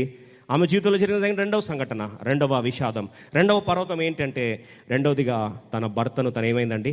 కోల్పోయింది. ఎప్పుడు కోల్పోయింది? ఎన్ని సంవత్సరాలకండి? 7 yearsలో చనిపోయాడు. ఇప్పుడు 7 సంవత్సరాల్లోనే సంతోషంగా వివాహం అయితే 7 సంవత్సరాల్లోనే భర్త చనిపోతే ఇప్పుడు ఆమె ఏమని పిలుస్తారు? ఆమెని విధవరాళ్ళు అని పిలుస్తారు. ఇప్పుడు ఎవరు నిందించాలి? ఫస్ట్ ఆమె వైధవ్యానికి కారణం ఎవరు? తల్లిదండ్రుల. వాళ్ళు ఏం తప్పు చేస్తారండి? భర్తను చంపుతారండి. అమ్మో, తల్లిదండ్రులు రెడీగా నిందిస్తారు. అయితే తల్లిదండ్రులు ఏం పోయి భర్తను చంపలేదు కదండి. తల్లిదండ్రులు ఎందుకు చంపుతారు? అల్లుడిని చంపుకుంటారా? అన్నా టైప్ కాదులేండి. ఎవరు నిందిస్తాం మనం జనరల్గా? నా భర్తనే కావాలా ప్రభా నీకు? ఇంతగా నీ మందిరానికి నమ్మకంగా వస్తే కృపగల దేవుడు అని పేరు పెట్టిండే ఆయన. ఇది ఇట్లాంటి కృపగల దేవుడు ఆయన ఎవరు? నా భర్తని తీసుకున్నాడు. సాతాను ఎప్పుడు కూడా దేవుని పట్ల అపార్థం చేసుకునేటట్లే నీ మనస్సును రెచ్చగొడతాడు. He always wants you to misunderstand God and Satan will portray a distorted image of God. దేవుని గురించిన ఒక అపార్థ కోణంలోనే నువ్వు ఆయన తప్పుడు అర్థం చేసుకునేటట్టే చేస్తాడు. ఎవరండి? సాతాను. ఎందుకంటే వాడికి కావాల్సిందే అది. చీకటి కోణంలో జనరల్గా ఏదైనా చీకటి ఉంటే మనకు అవతల దృశ్యం మనకు సరిగా కనిపించదండి. చీకటిలో darkness will always deceive you. అందుకొరకే చాలాసార్లు మన చీకటిని చూస్తే వెంటనే మనం అంటాం, ఏంటో అండి ఏం కనిపించట్లేదు, అవతలు ఎవరున్నారో సరిగా అర్థం అవ్వట్లేదు. చూడండి, ఆకస్మిక మరణము తన కుటుంబ వ్యవస్థనంతటిని కూడా చిన్నాభిన్నము చేసేసింది. ఎక్కడ చూసినా సరే ఆ గాయమే మిగిల్చింది. ఆ భర్త చెప్పులు చూస్తే గుర్తొస్తున్నాడు, తర్వాత అల్మెర ఓపెన్ చేసి గుర్తొస్తున్నాడు. ప్రతి మెమరీస్ అన్నీ కూడా ఎవరిది ఉన్నాయండి? భర్త మెమరీసే ఉన్నాయి. ఇప్పుడు ఆమె చివరికి ఒక విషాదము, ఒక గాయము, రెండవదిగా ఆ ఫ్యూనరల్. మొదటిగా అండి ఫాల్టీ బ్యాక్గ్రౌండ్. నెంబర్ 2 ఫ్యూనరల్ తన చరిత్ర అంతా ఏం చేస్తుందండి? మార్చేసి. వీళ్ళందరూ వచ్చి అంటున్నారు, ఏమమ్మా నీకు ఇంత దేవుడు కృపగల దేవుడు అన్నాడు, నీ కృపగల దేవుడు ఇదేనా నీకు చేసింది? ఆ దేవుని ఆరాధించడం మానే అమ్మా, ఆమె చర్చికి పోవడం మానే, ఆ మందిరం పోవడం మానే అంటే ఆమె అంటుంది, నా దేవుడు కృపగల దేవుడే. అదేంటమ్మా నీకు అన్యాయం చేశాడు కదా, విధవరాలను చేశాడు కదా అంటే అప్పుడు ఆమె అంటున్న మాట ఏం తెలుసా అండి? అవును, నా దేవుడు నాకు అన్యాయం చేశాడని బహుశా ప్రజలు అనుకోవచ్చు, కానీ ఆయన కృపగల వాడే. బహుశా భర్త చనిపోయినప్పుడు ఆమె చేస్తున్న ప్రార్థన ఏం తెలుసా? ప్రభా, నువ్వు నా భర్తను తీసుకున్నందుకు వందనాలు. యెహోవా ఇచ్చాను, యెహోవా తీసుకొని పోయాను, కానీ ఈరోజు నుంచి నా పరమ భర్తగా నువ్వే ఉండాలి. You should be my heavenly husband. మృత్యుంజయ తిరిగి లేచిన నీవు నా పరమ భర్తగా ఉండిపోవాలి. ఎప్పుడైతే ప్రార్థన చేసుకుందాం, కీర్తన 68 5వ వచనం చదువుతారా త్వరగా? కీర్తన 68 5వ వచనం త్వరగా చదవండి. 68వ కీర్తన 5వ వచనం. తన పరిశుద్ధాలయమందుండు దేవుడు తండ్రి లేని వారికి తండ్రియు, విధవరాళ్లకు న్యాయకర్త అయి ఉన్నాడు. ఆయనే నా న్యాయం తీర్చువాడు, ఆయనే నాకు అన్యాయం అయిపోయిన నా జీవితానికి న్యాయం పోసేవాడు ఆయనే. ఒక మాటలో చెప్పాలంటే, నా జీవితంలో ఎటువంటి అన్యాయం జరిగినా సరే నేను నా పరమ భర్త అయిన ప్రభు చేతికి నన్ను ఏం చేశాను? అప్పగించుకున్నాను. ఎప్పుడైతే తను పరమ భర్త అయిన దేవునికి అప్పగించుకుందో, సంపూర్ణంగా దేవుని చేతికి సంపూర్ణంగా తన ఆయాసాన్ని, తన గాయాన్ని, తన వేదనను అప్పగించేసుకుందో, ఆ పరలోకపు తండ్రి తనకేమాడండి? పరమ భర్తగా మార్చబడ్డాడు. ఎప్పుడైతే పరలోకపు తండ్రి తన భర్తగా మార్చబడ్డాడో, బైబిల్ సెలవిస్తూ సత్యం ఏంటి తెలుసా అండి? 23 సామెతలు, ప్రావర్బ్స్ చాప్టర్ 23 వర్స్ 10, 23 సామెతలు 10వ వచనం త్వరగా చదవండి. సామెతలు 23:10 చదవండి. పురాతనమైన పొలిమేర రాతిని తీసివేయకుము, తల్లిదండ్రులు లేని వారి పొలంలోనికి నీవు చొరబడకూడదు. ఆ మాట గమనించు. వారి విమోచకుడు బలవంతుడు, ఆయన వారి పక్షమున నీతో వ్యాచుడు. The redeemer is strong, is mighty. ఆ విమోచకుడు ఎవరట? బలవంతుడు, యుద్ధం చేస్తాడు, జాగ్రత్త. ఆ రోజు తన పరమ విమోచకుడైన దేవుణ్ణి ఎప్పుడైతే బలమైన దేవుణ్ణి నమ్మడం ఆరంభించిందో, యెషయా గ్రంథం 54వ అధ్యాయం 5వ వచనం బహుశా ఇదే ప్రార్థన చేస్తుందేమో. యెషయా గ్రంథం 54:5, ఐషియా చాప్టర్ 54 వర్స్ 5. నిన్ను సృష్టించిన వాడు నీకు భర్త అయి ఉన్నాడు, సైన్యాధిపతికి యెహోవా అని ఆయనకు పేరు. ఇశ్రాయేలు యొక్క పరిశుద్ధ దేవుడు నీకు విమోచకుడు, సర్వలోకమునకు దేవుడని ఆయనకు పేరు. ఆ రోజు ప్రార్థన చేయడం ఆరంభించింది. ప్రభా, ఇక మీదట నా పరమ సృష్టికర్తవే, ఇప్పుడు నాకేమవుతావు? భర్త అవుతావు. ఆలోచించండి, ఒక భర్త పవర్ఫుల్ పొజిషన్లో ఉంటే, పవర్ఫుల్ పొజిషన్లో భర్త ఉంటే ఆ భార్య కాన్ఫిడెన్స్ ఎట్లుంటుంది? ఆకాశంలో ఉంటుంది. కరెక్ట్ చెప్పారు. ఒకవేళ నీ భర్త చీఫ్ మినిస్టర్ అనుకో రాష్ట్రానికి, నీ భర్త ప్రైమ్ మినిస్టర్ అనుకో దేశానికి, నీ భర్త ప్రెసిడెంట్ అనుకో దేశానికి, కాన్ఫిడెన్స్ ఎట్లుంటుందండి? అక్కడ దాకా ఎందుకండి? నార్మల్ పోలీస్ అయితే కూడా ఎక్కడ లేని ధైర్యం. తెలుసా మా భర్త పోలీస్ అంటారు లేదండి. అలాంటిది ఇప్పుడు నీ సృష్టికర్త నీకేమవుతాడంట? భర్త. ఆయన ఎవరండి? విమోచకుడు, ఈజ్ మైటీ గాడ్. ఎప్పుడైతే ఆ స్థాయికి వచ్చేసిందో, కీర్తన 68 5వ వచనంలో ఎక్కడుంటాడు ఈయన? ఈ భర్త ఎక్కడుంటాడు? మరి భార్య ఎక్కడికి వెళ్ళాలి? భర్త ఎక్కడుంటే అక్కడికి పోవాలి. మరి భర్త ఎక్కడ ఉంటాడు? పరిశుద్ధాలయమందుండు దేవుడు. చాలు.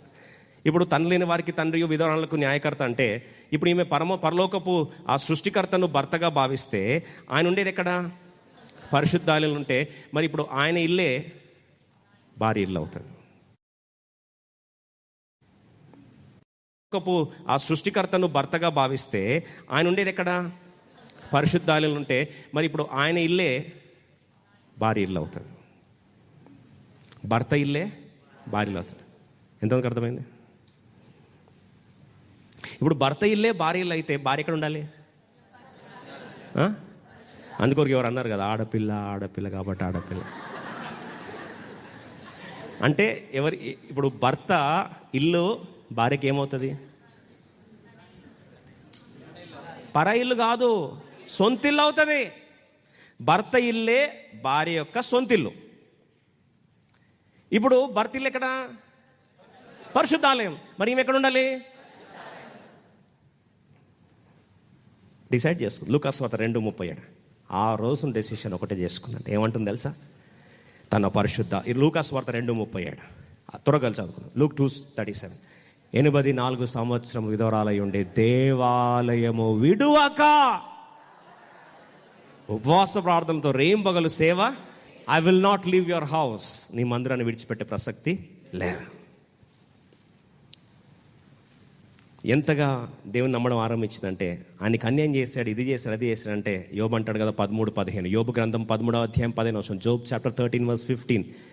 యోబు గ్రంథం 13వ అధ్యాయం 15 ఇదిగో ఆయన నన్ను చంపినను నేను ఆయన కొరకు కనిపెట్టుచున్నాను, ఆయన సన్నిధిని నా ప్రవర్తన న్యాయమని రుజువుపరుతున్నాను. చంపినా సరే నేను ఆయన కొరకు కనిపెడతాను. అదేంటి? యోబు మొండి విశ్వాసం ఏంటంటే, ఆయన నన్ను చంపినా సరే నేను ఆయన కొరకు ఎదురు చూస్తుంటా. నా భర్తను తీసుకున్నా సరే కృపగల దేవుడు అన్యాయం చేయడు, ఎందుకంటే నన్ను ఆయనతోనే, సృష్టికర్తతోనే నన్ను ఏం చేశాడు? వివాహము చేశాడు. అయ్యో ఏంటమ్మా నీ పరిస్థితి, మరి నిన్ను ఆదుకునేవారు లేరు కదా, ధైర్యపరిచేవారు లేరు కదా, నిలబడేవారు లేరు అంటే అంటాడు, విమోచకుడు, వారి విమోచకుడు బలవంతుడైన దేవుడు. He will fight my cause. అని ఉండేది ఎక్కడ? పరిశుద్ధాలయంలో. నేను ఎక్కడ వచ్చి ఉంటాను? పరిశుద్ధాలయంలో ఉండిపోతా. She never let funeral or death of a beloved disturb her faith in God. దేవుని యందు విశ్వాసాన్ని ఒక మరణము కూడా కబలించడానికి లేకుండా ఆ కృప తను వెంటాడుతూనే వచ్చింది. పర్వతాలు తొలగిన, మెట్టలు తత్తరిలిన నా కృప నేను విడిచిపోతాం. ఆమె జీవితంలో పర్వతం లాంటి భర్త కళ్ళ ముందే కనుమరుగైతే అయినా దేవుని కృప వెంటాడుతూ వచ్చింది. కృపగల దేవుడు తను తాను రుజువు చేసుకున్నాడు. మూడో మాట ఒకసారి చూస్తే రండి, లూకా సువార్త 2వ అధ్యాయం 36 మూడో మాట. మొదటిది faulty background, number 2 funeral, number 3 లూకా సువార్త 2:36. త్వర చదువుదామా? లూకా సువార్త 2వ అధ్యాయం 36 కలిసి. మరియు ఆషేరు గోత్రికురాలును పనూయేలు కుమార్తె అయిన అన్న అను ఒక ప్రవక్తి ఉండెను. చాలు వాళ్ళ నాన్న పేరు ఏంటండి? పనూయేలు. అసలు పనూయేలు అంటే ఏంటి? పనూయేలు అంటే ఫేస్ ఆఫ్ గాడ్, దేవుని ముఖము అని. అంటే ఈ పనూయేలు తండ్రి ఎప్పుడు బిడ్డలకు ఎవరు చూపించాడు? దేవుని ముఖాన్ని చూపించాడు. He shoe the image of God, he has shown the glory of God. అంటే వాళ్ళ తండ్రిని చూస్తే ఇప్పుడు కూతురికి ఎవరు కనిపిస్తున్నారు? దేవుని ముఖం కనిపిస్తుంది. She grew up in a home where her father projected the live image of God. ఏ ఇంట్లో పెరిగింది ఆమె అంటే, వాళ్ళ తండ్రి దేవుని యొక్క మహిమను, దేవుని యొక్క ముఖ ప్రకాశాన్ని ఈ బిడ్డకు పరిచయం చేస్తూ వచ్చాడు. అంత ఘనమైన వాతావరణంలో పెరుగుతూ ఉంటే ఇప్పుడు సడన్గా భర్త చనిపోయాడు అంటే మనం ఇది ఏమంటామంటే, దరిద్రం, ఇంత భక్తిగా నన్ను మా నాన్న పెంచి ప్రతిరోజు మందిరానికి వెళ్ళమని చెప్తే, ఈ మందిరానికి వెళ్తే నా భర్తని దేవుడు కాపాడనప్పుడు fill in the blanks of suitable words. మనం ఏమంటాం? ఇంత దేవుని ఆరాధిస్తే కూడా నా భర్తకి ఇలా జరిగితే ఏమంటాం చెప్పండి? నేను ఎందుకు పోవాలా? అంటే ఇంత పెట్టుబడి పెడితే, ఇంత సిన్సియర్గా మందిరంగా పోతే, ఇంత సిన్సియర్గా దేవుని ఆరాధిస్తే, ఇంత సిన్సియర్గా మా నాన్న ఎప్పుడు కూడా దేవుని ముఖాన్ని చూసేది, దేవుని మందిరంలోని ఆయన మహిమ ముఖ ప్రకాశమును మీరు చూడాల్సిందని చెప్పి ఇలా పెంచితే ఆ పెంపకమ్మకి వాల్యూ లేదు. ఎందుకంటే ఈ కుటుంబంలో, క్రైస్తవ కుటుంబంలో పుట్టినా సరే నాకు ఇలా జరిగిందంటే నా బతుకు, నా వెనుక చరిత్ర, నా ఫ్యామిలీ బ్యాక్గ్రౌండ్ కూడా నాకు ఏమైంది? వృధా అయిపోయింది. She started probably. ఒకవేళ తన పరిస్థితుల్లో మనం ఉంటే ఖచ్చితంగా కుటుంబాన్ని కూడా ఏం చేస్తామండి? ద్వేషిస్తాం. మీరు చూడండి, దేవుణ్ణి ఎంత ప్రేమించేవారు ఉన్నప్పటికీ క్రైస్తవ కుటుంబంలో పుట్టిన అనేకులు, నన్ను అపార్థం చేసుకోవద్దు, క్రైస్తవ కుటుంబంలో పుట్టిన అనేకులు బిడ్డలు వాళ్ళు నిజంగా ఆ కుటుంబ వెనుక చరిత్రని ఇష్టపడతారా? నాకు తెలుసు. ఎందుకంటే చాలామంది యవనస్తులు వచ్చిన అదే చెప్పుకోమాట, అన్నా అనవసరం క్రిస్టియన్ కుటుంబంలో పుట్టినా నాన్న. ఎందుకు నాన్న అంటే, పొద్దున్న లేచి ప్రార్థనలు అంటారు, ఏమనంటే దేవుడు అంటారు, సండే అంటే ఇలా అంటారు. ఇంత చేస్తే కూడా దేవుడు నాకు ఏమీ చేయకపోతే ఇంకా అట్లాంటి కుటుంబంలో పుట్టినా కూడా పుట్టకపోయినా సరే దానికంటే ఒక నాస్తికుని కుటుంబంలో పుట్టుంటే బాగుండదు. ఎన్నిసార్లు అనలేదన్నమాట. అన్య కుటుంబంలో వచ్చిన వాళ్ళకి దాన్ని అర్థం కూడా కాదు. కానీ క్రిస్టియన్ ఫ్యామిలీలో పుట్టిన వాళ్ళు అడగాలి. సమృద్ధిని చూసిన వాళ్ళకి ఎట్లుంటుంది తెలుసా అండి? ప్రతిరోజు బిర్యానీ తినడానికి ఎట్లుంటుంది? బిర్యానీ చూస్తే బోర్ కాదు, విరక్తి, యాక్ అంటాడు. ఎందుకంటే దినమంతా ప్రతిసారి వాడు తినేది ఏంటంటే బిర్యానీ. ఇప్పుడు ఇట్లాంటి పరిస్థితులు ఇలాంటి జరిగితే ఇంకేం లేదు. నా కుటుంబం క్రైస్తవ కుటుంబం పుట్టిన దానికి దరిద్రం తప్ప నాకు మిగిలింది ఏమీ లేదని చెప్పి అసహించుకొని దేవుని హేట్ చేయడం ఆరంభిస్తాం. మన ఒకరోజు ఒక బ్రదర్ చెప్తా ఉన్నాడు, అన్నా చాలా హర్టింగ్ ఉందన్నా నాకు. ఏందన్నా? అంటే మమ్మల్ని ఏమో మా మమ్మీ చాలా స్ట్రిక్ట్గా పెంచిందన్న, చాలా స్ట్రిక్ట్గా పెంచింది. అప్పుడు మా సేవకులు వచ్చి చూస్తేనే మాకు ఎక్కడికక్కడ అన్నీ అయిపోయేవి. ఇప్పుడు నా కొడుకు అన్నా నా మాట వింటలేదన్నా అన్నాడు. ఏమంటున్నాడంటే, I hate to be born in your womb అని అంటాడు. ఏమన్నాడంటే, డాడీ నీ కడుపులో పుట్టినందుకు నేనేం చేస్తున్నా, చింతిస్తున్నాను అని అంట. నీ కడుపులో పుట్టినందుకు చింతిస్తున్నాను అంటే, ఎందుకు అంత చింతరా నాయన అంటే, పొద్దున వాడిని టైంకి లేపాను బ్రదర్, అది చింత వాడికి అని. లేపిన దానికి బాధంట, లేచి మోకరించంటే బాధంట, బైబిల్ చదవంటే బాధంట, ఫ్యామిలీ ప్రేయర్ అంటే బాధంట, సండే రోజు మందిరంకి వెళ్దామంటే బాధంట. ఐ హేట్ యూ డాడీ అన్నాడంట. దేనికండి? ఎందుకంటే వాడు దేవుని వాళ్ళ తండ్రి అంటాడు, అన్న మా టైంలో పాస్టర్లు సేవకులు వచ్చి చూస్తే మాకు ఇట్లా తడిసిపోయేది, కాబట్టి మీరు వచ్చి నా కొడుకును మీరు బెదిరించండి అని. ఇదంతా స్టోరీ దేనికంటే, పాస్టర్ని విలన్ చేయండి రా బాబు అని, కాపర్ని విలన్ చేయండి అని చెప్పి తాత్పర్యం అనమాట. లాస్ట్కి కంక్లూజన్ ఏంటంటే, అన్న మీరు వచ్చి ఎట్లా బెదిరించాలంటే దంచండి అన్న.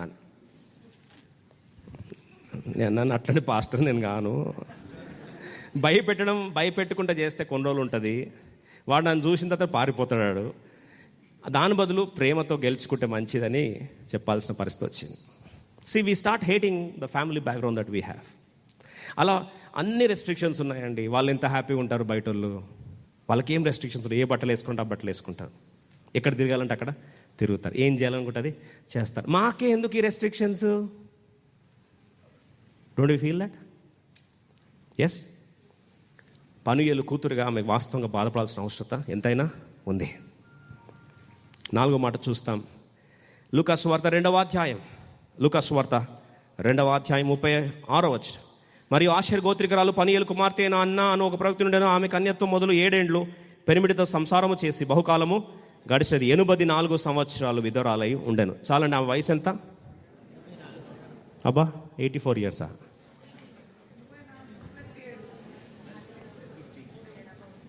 చూద్దాం ఎంతవరకు assertion, reasoning, logical analysis correct చెప్తారు. ఆమె వయసు ఎంత ఉండొచ్చండి? Option A 84, option B 91. 91 పప్పులో కాలేసారు. మళ్ళొకసారి చదువుతానండి. లూకాసు వార్త 2వ అధ్యాయం. ఆషేరు గోత్రికురాలు పనియేలు కుమార్తె అయిన అన్న అని ఒక ప్రవక్త నుండి ఆమె కన్యత్వం మొదలుకొని 7 ఏండ్లు పెనిమిటితో సంసారము చేసి. పెళ్ళి ఎన్ని సంవత్సరాలు? 8 ఇయర్స్ భర్తున్నాడు. పెళ్ళి ఒక రోజు అయిందండి. దాని ముందు డేట్స్ మనకు తెలియదు, దాని ముందు ఏజ్ మనకు తెలియదు, ఎంత ఏజ్లో పెళ్ళి అయింది కూడా తెలియదు. అది ఎక్స్ ప్లస్ 7, 7 సంవత్సరాలు. పెళ్ళి ఎన్ని సంవత్సరాలు? 7 సంవత్సరాలు. 7వ సంవత్సరంలో పెళ్ళైన యానివర్సరీలో చనిపోయాడు భర్త. ఇప్పుడు X plus 7 plus 84 years of విడోహుడ్, 84 సంవత్సరాల వైధవ్యం. అంటే 84 ప్లస్ 7 అంటే 91 ఇయర్స్. 91 years plus X. ఇప్పుడు ఏ వయసులో పెళ్ళి ఉండొచ్చు? మినిమం ఏజ్ ఎంత ఉండాలి? 18 ఇప్పుడు లేండి. ఒకప్పుడు బాల్య వివాహాలు కూడా చేశారు కదా. సరే, మరీ బాల్య వివాహాలు తీయరు కదా. మీరు ఎంత అనుకుంటున్నారండి? పూర్వీకులు చెప్పాలి. 13 టీనేజ్ మినిమం. మనం లోయెస్ట్ నెంబర్ వేసుకుందామా? 10 ఇయర్స్ అయితే మినిమం ఉండాలి కదా. ఒక 10 ఇయర్స్ వేసుకుందాం, మినిమం 10 ఇయర్స్ వేసుకుందాం. 10 సంవత్సరాలకే పెళ్లి చేశారు అనుకుందాం, విచ్ ఈజ్ ఇంపాసిబుల్, కానీ పాతకాలం చేశారే అనుకుందాం. 91 ప్లస్ 10 ఎంత? 101. మినిమం టీనేజ్లో పెళ్లి చేసి ఉంటారు కాబట్టి 13 ఇయర్స్ యాడ్ చేసుకుంటే 91 ప్లస్ 13 ఎంత? 104. సో మినిమం ఎంత ఏజ్ ఉండాలి? 101 to 104 నుంచి దానికంటే ఎక్కువనే ఉండాలి, కానీ తక్కువ అయితే కాదు. ఇప్పుడు అడుగుతున్నానండి, ఇంత వయసులో ఉంటే వృద్ధాప్య బలహీనలు ఉంటాయా ఉండవా? కాళ్ళ నొప్పులు ఉంటాయి లేదా? ఒళ్ళు నొప్పులు ఉంటాయి లేదా? ఆర్థరైటిస్ ఉంటుందా లేదా? షుగర్ ఉంటుందా లేదా? బీపీ ఉంటుందా లేదా? నడుము వంగిపోయి ఉంటుంది లేదా? అంతలో నవ్వుతున్నారు ఏంటండి? నడుము వంగదేంటి? నడుము వంగిపోతుందా లేదా? ఇప్పుడు 104 సంవత్సరాలు మినిమం వేసుకున్నా కానీ శరీరం యొక్క బలహీనతల్లో ఖచ్చితంగా ఆమెకున్న అవరోధాలు మనకున్న వాటికంటే ఎక్కువనా తక్కువనా? చేతండి ఎక్కువనా? మనకంటే అన్ని అవరోధాలు పెట్టుకొని ఆమె గురించి రాసిన మాట రండి. లూకాసు వార్త 2వ అధ్యాయం 36వ వచనం చదువుదాం. మరియు ఆషేర్ గోత్రికుల పనియేలు కుమార్తె అన్న ఒక ప్రవక్త ఉండెను. ఆమె కన్యతో మొదలుకొని 7 ఏళ్ళు 8 పెండ్లితో సంసారం చేసి బహుకాలం గడిచినదై 37 84 సంవత్సరములు విధురాలై ఉండి, ఈ మాట గమనించండి, దేవాలయము విడువక ఉపవాస ప్రార్థనలతో రేయింపగళ్ళు సేవ, ఒక్క రోజు కూడా దేవుని మందిరాన్ని విడిచిపెట్టలేదు. ఈరోజు మనకి ఎన్ని అవరోధాలు అంటే ఫ్రెయిలిటీస్, ఫ్రెయిలిటీస్, మన శరీరం యొక్క బలహీనతలు మనకి ఈరోజు ప్రధానమైన అవరోధాలు. దేవుని మందిరం రావాలంటే బ్యాక్ పెయిన్ బ్రదర్, చలి, కరెక్ట్ చెప్పారు, ఎక్సలెంట్ ఆన్సర్, కరెక్ట్. ప్రస్తుతము చలి పులి, పొద్దున లేచినట్టు చల్లగా ఉంది బ్రదర్, ఇంకో ముడుక్కొని పడుకోవాలని ఉంది. అందులో బ్రదర్ బయటంతా వైరల్ ఫీవర్స్, అందరు తగ్గుతున్నారు, మా ఇంట్లో అందరూ తగ్గుతున్నారు. కాబట్టి ఇది భావ్యం కాదు, ఎందుకంటే మేమొచ్చి వేరే వాళ్ళకి, అబ్బా అంత కన్సర్న్, నిజంగా మేమొచ్చి వేరే వాళ్ళకి జలుబు దగ్గులు అంటిస్తే బాగుండదని ఈరోజు మందిరానికి సెలవు, తర్వాత ఇక మీకు సెలవు అనాల.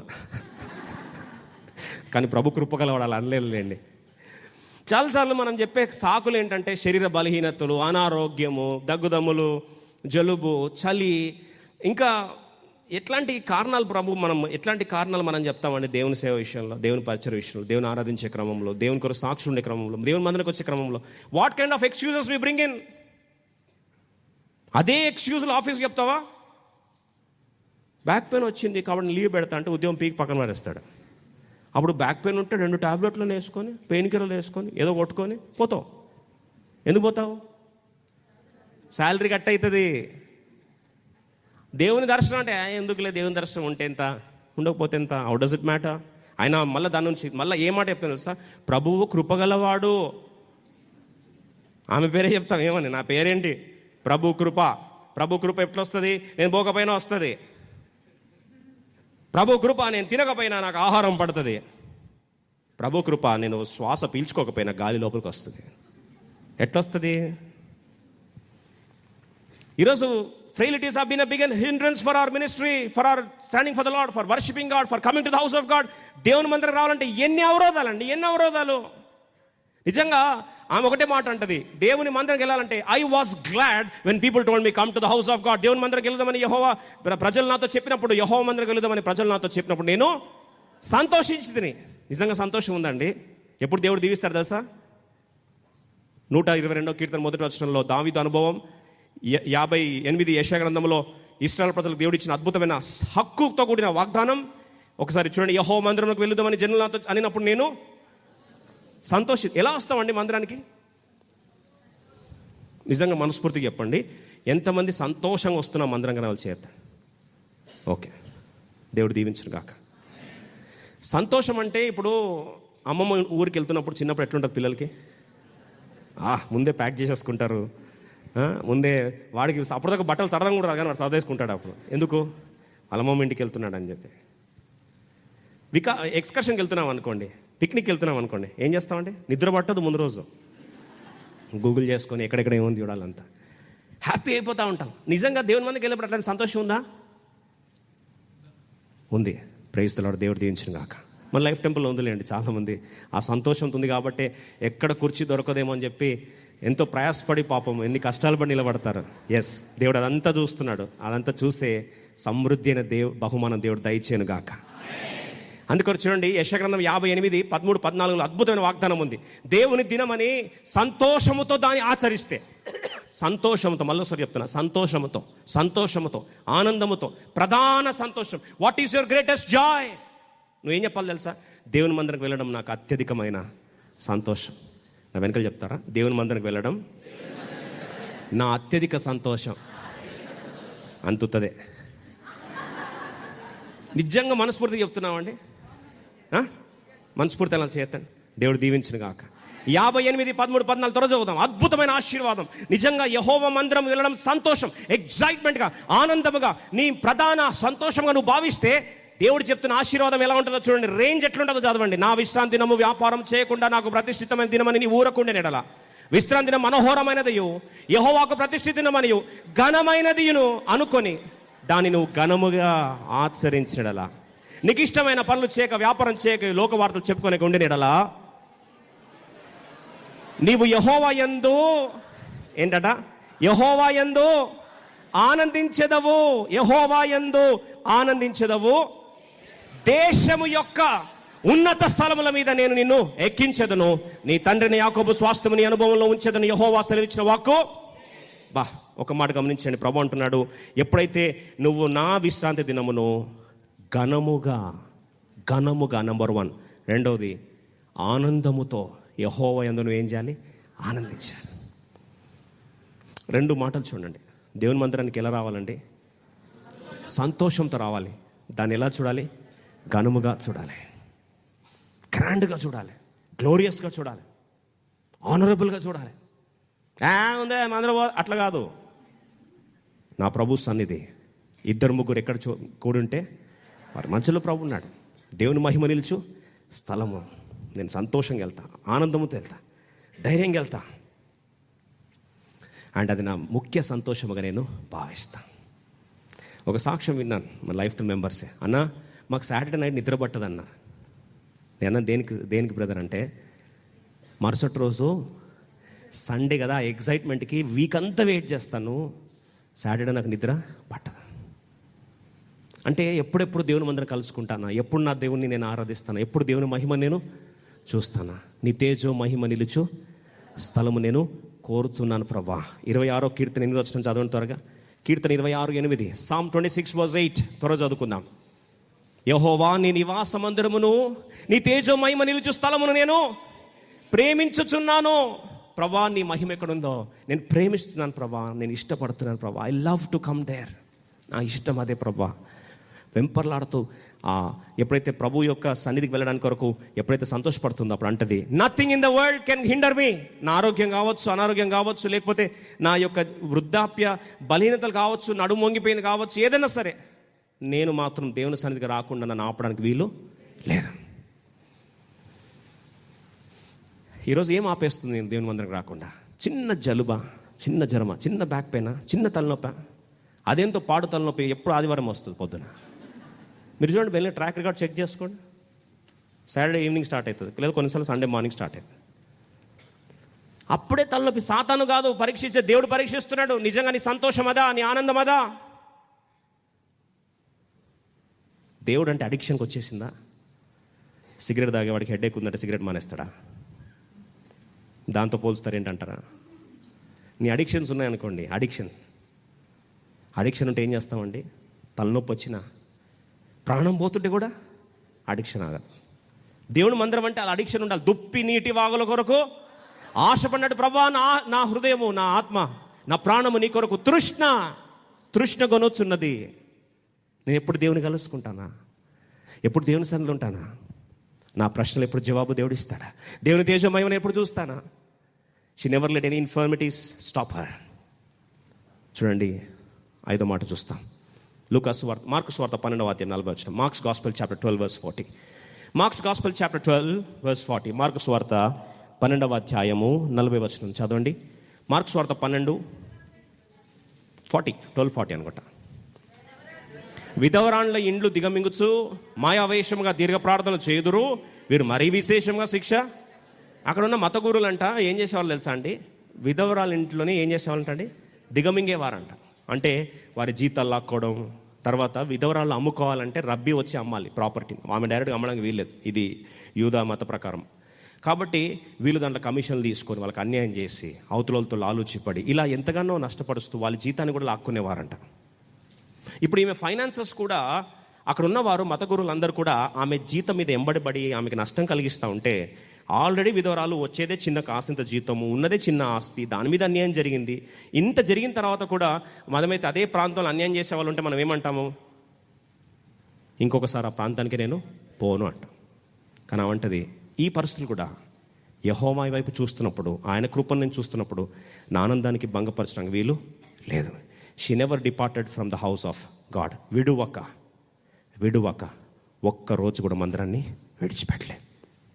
Are you making small excuses to stay away from the house of God? దేవుని మందిరం నుంచి దూరం వెళ్ళడానికి చిన్న చిన్న సాకులు ఎత్తుక్కుంటున్నావా? చిన్న చిన్న సాకులు. వాస్తవంగా ఆలోచించండి. యేసుప్రభు 12 సంవత్సరాల వయసులో ఎక్కడ ఉండిపోయాడు? దేవాలయం ఉండిపోయాడు.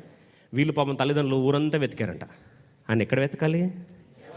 దేవాలయం వెతకాలి. ఎక్కడ ఉంటాడు? దేవాలయం ఉంటాడు. అన్నాన్ని ఎక్కడ వెతుక్కోవాలి? చెప్పట్లేదు, గట్టి చెప్పాలి. యేసు ప్రభుని ఎక్కడ వెతుక్కోవాలి? వెళ్ళి ఏంటి నాన్న నీకు ఆ మాత్రం పట్టింపు లేదా అని అడగొద్దు. ఆయన ఉండే ప్లేస్ ఎక్కడ? దేవాలయం. అన్నా ఎక్కడుంటావు నువ్వు అంటే, నేను ఉండేది దేవాలయం.